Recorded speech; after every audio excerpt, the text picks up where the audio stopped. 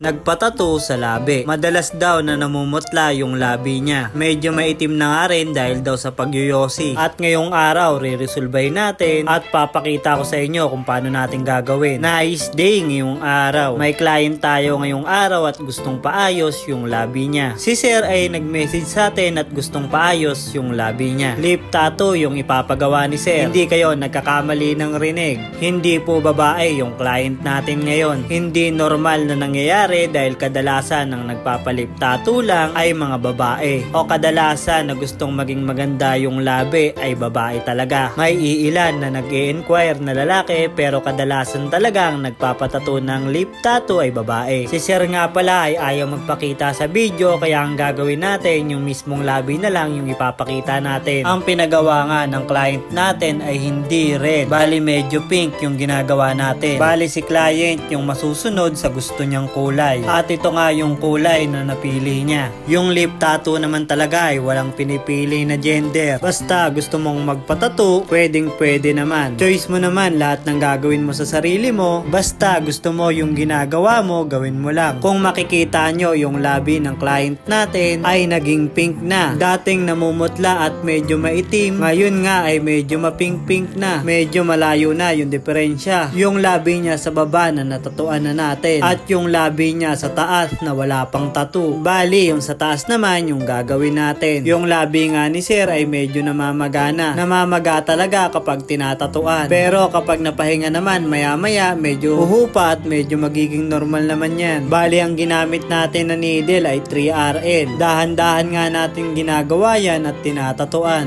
Yung gantong pagtatato nga sa labi ay malaking bagay, lalo na sa mga namumutlang labi at medyo nangingitim. Buti nga din, hindi ganun kaitim yung labi ni Sir. Kaya kahit papano napapalabas natin yung kulay na gustong mangyari ni Sir. Bago nga pala natin tinatuan si Sir, tinanong natin siya kung meron na siyang red tattoo. Alam naman natin, may mga taong allergic sa red tattoo na umaalsa nga yung tattoo at sobrang kate. Kaya ayun din yung iniiwasan natin, kaya tinatanong natin yung client natin kung meron na silang red tattoo. At kung wala pa, hindi natin advisable na magtattoo kagad sa labi. Lalong lalo na kung red ink yung gagamitin. Para pala sa walang mga idea sa red ink o kung ano yung nangyayari, pwede mong isearch red ink reaction o allergy, red ink tattoo, para may idea ka rin kapag magpapatattoo ka ng red ink. Dahil nga may tattoo na yung client natin at nagkasundo na kami. At ito na nga din yung nangyari sa lip tattoo niya. Iwas na pamumutla ng labi na madalas nga niyang pinoproblema. At kung babae ka naman at magpapagawa ka nito, malaking bagay para maiwasan na yung paglilipstick dahil madalas na nabuburahan. Lalo na kapag kumakain at nagsuswimming. Dati nga ganto yung labi ng client natin at ganto na nga yung nangyari ngayon.